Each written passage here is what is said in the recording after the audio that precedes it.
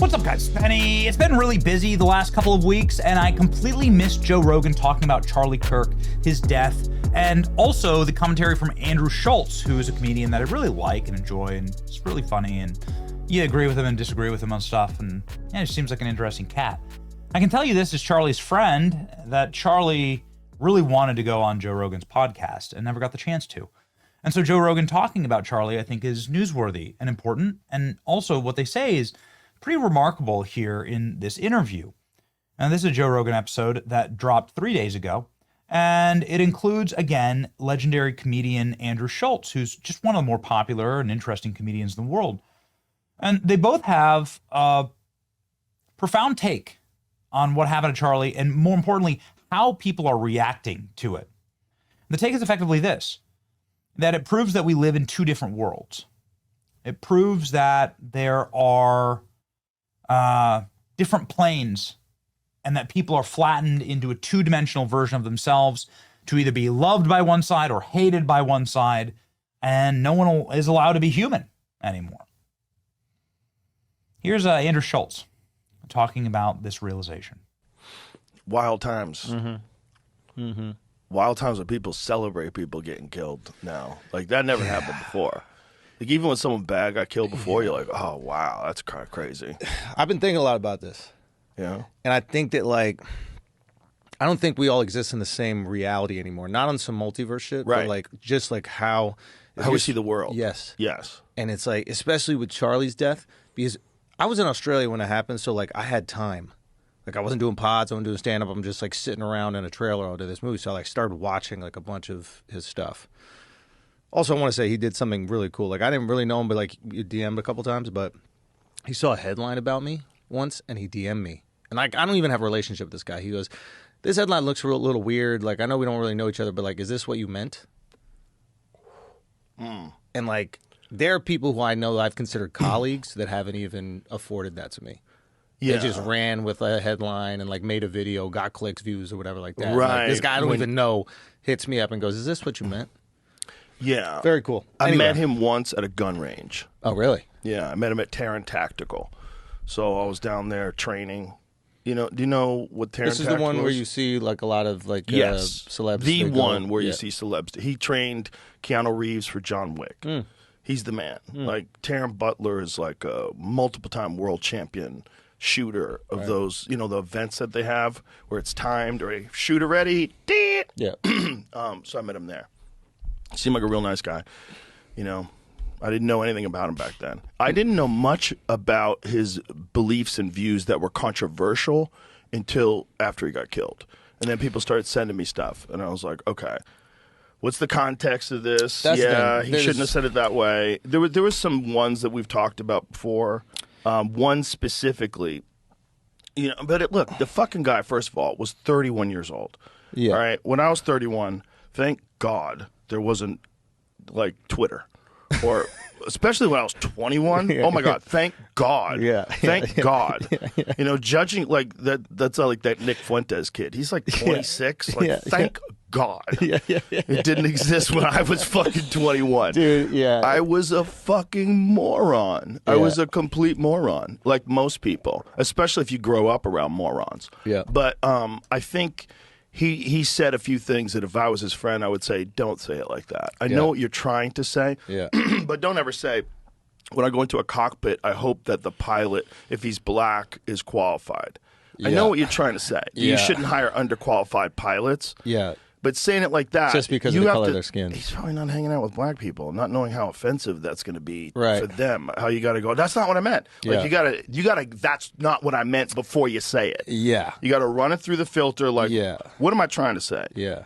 We all don't want unqualified people to do dangerous fucking jobs, period. It doesn't matter what race they are. If all of a sudden white people became a minority and they had to start hiring dopey whites, we'd be upset. And he makes that argument a lot. Andrew Schultz goes further, talking about the different realities that we all exist in. And I completely tend to agree with this. The response to the left has been so insane to me. I don't get it. You know, I don't understand it. How could people celebrate the death of this good man? How could you celebrate the death of anyone, actually? Which I think is a much bigger question here.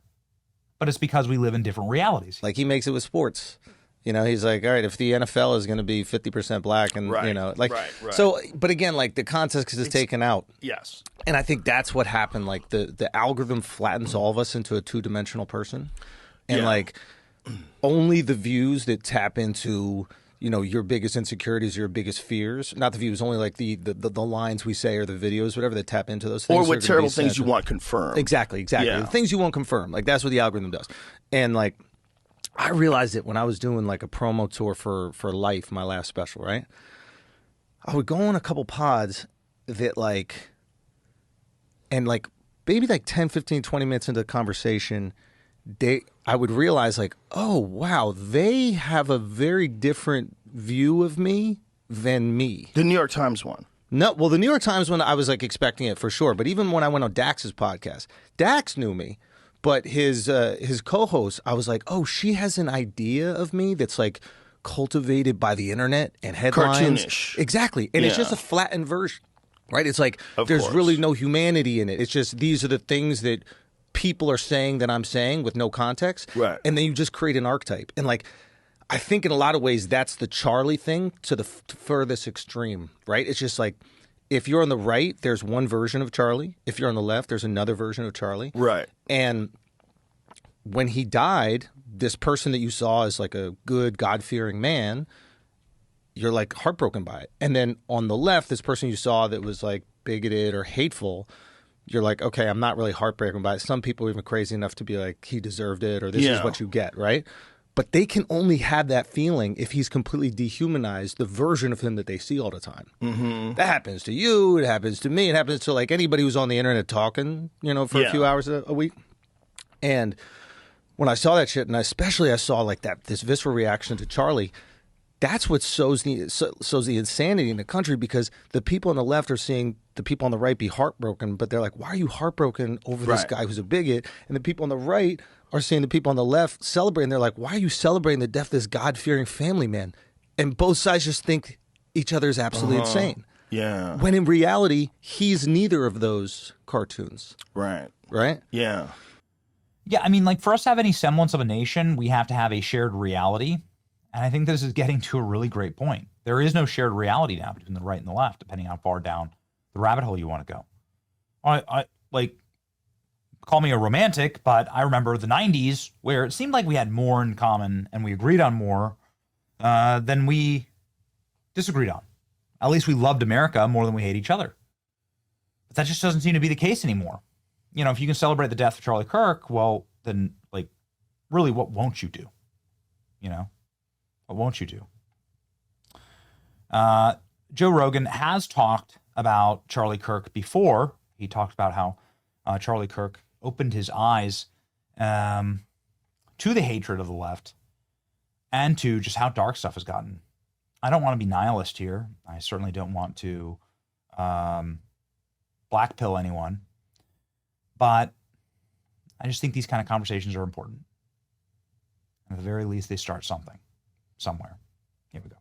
We're getting numb as a society of seeing people die. Well, the Charlie Kirk thing fucking opened up my eyes. Yeah. I never expected so many people would celebrate that man's murder. That is evil. That's bizarre. It's just bizarre. Like normal people that I think they're good people. And they genuinely think that guy was a bad guy. And I don't think they're right, and I think they were indoctrinated. And I don't agree with everything that Charlie Kirk said or did. I don't care if he was a bad guy or not. He's not a bad guy. I don't want to see him. I don't want to see anybody die. First of all, he's fucking your age, right? Yeah. He's a young guy, right? And he would go around to college campuses and have arguments with people, or have discussions with people, have debates with people. Yep. But it infuriated people because they felt like this guy is going against the progress that was being made in society. But what he did not feel like was progress. Like it was a progressive agenda that was being pushed in most college campuses. It's a leftist, Marxist sort of agenda. He didn't feel like that was the correct way to live, and he felt like he had arguments against it, and he wanted. And it was, it's a business too, right? Like he developed this big social media platform because of it, and I don't, like I said, I don't agree. I don't think some of the things he said he should have said, but the fact that people were cheering when he died, normal people, housewives, moms, like fucking people working at banks, people working at various industries, celebrating a man getting shot in front of his kids. In the front of the whole world. That's like, evil. What the fuck is wrong with us? And it's just really weird now. It's really weird, and it's celebrated to hate people. And that's the weird part. And most of us know that that's wrong.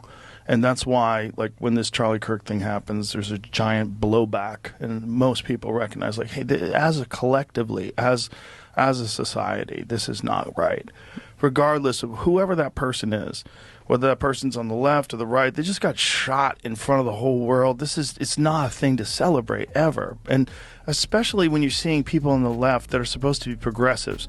These are supposed to be the kind, compassionate, inclusive people that are celebrating gun violence, public execution. Like, that's insane. That's a public assassination. That's insane.